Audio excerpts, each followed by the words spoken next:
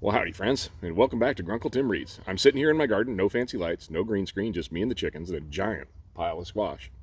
Today's tale is about a sandbox, a kid named Max, and how a little power can turn into a big mess when you start buying bullets instead of building bridges. So grab your peanut butter sandwich and lean in close. This one's going to get crunchy. The People's Sandbox, a Grunkle Tim original.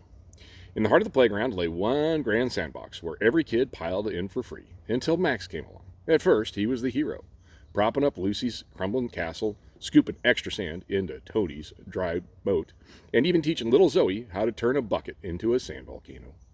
The other kids cheered. Max beamed. Real power, he thought, was in lifting everyone up. But applause makes a man hungry. Soon Max realized he could get lunch money simply by flexing his muscles, shoving his way into the biggest sand piles, and pocketing the rest.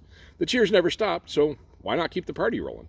He set up a little cash register at the sandbox and announced 1 nickel lunch money for each handful of sand. At first, the cost was small. Lucy, Tony, Zoe, and the gang scraped together their lunch money to buy a scoop here and a scoop there, but Max's ambitions grew, and he hired defense contractors, a couple older kids walking around with walkie-talkies, to patrol the sandbox, protecting it from imaginary invaders. Their uniforms were cool, their toy guns even cooler, and Max paid them every penny he collected. Before long, Max himself was fat and bloated, waddling around with a sand-stained polio, still running up lunch money debt because the defense contractors kept raising their rates. Meanwhile, the other kids, Lucy, Tony, and Zoe, were flat broke. They hadn't just lost their sand, they'd launched their lunch snacks, their comic book allowances, and even the coins they'd squirreled away for ice cream.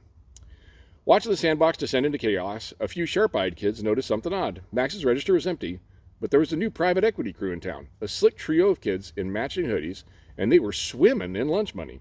They'd bought Max's maintenance contract, charged him interest, and then turned around and sold the sand futures back at him at a markup.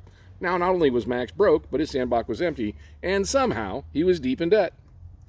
That's when Lucy whispered to Tony and Zoe, "He's not protecting the sandbox, he's selling it off piece by piece." They huddled heads close and quietly hatched a plan. Let's pool what little we've got and build a new sandbox, one that doesn't charge lunch money or hire mercenaries. Word spread faster than seagulls at lunchtime. Kids from across the playground brought crumbs of sandwich, spare dimes, and half-eaten fruit snacks. Together they carved out a fresh pit at the other end of the field, and they called it the People's Sandbox. When Max waddled over to collect his next nickel, he found his old sandbox deserted, its borders cracked, and the patrol kids long gone. And the sandbox was humming with laughter and free play. He pounded on his empty cash register. "You can't do this. My defense contractors need lunch money." But nobody cared. Lucy, Tony, and Zoe all stood tall together and told Max he had some learning to do and some debts to repay.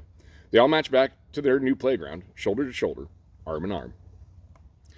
Well, that's the sandbox parable. Proof that when power is used to sow division and buy bullets, everyone ends up hungry, but someone else still gets rich. Remember, friends, real security comes from sharing strength, not selling it off. If this tale hit home, do me a favor. Like, subscribe, and share it with somebody who needs a reminder that the playground belongs to all of us. I'm Grunkle Tim. Keep on digging, keep building, and I'll catch you next time, right here in the squash pile.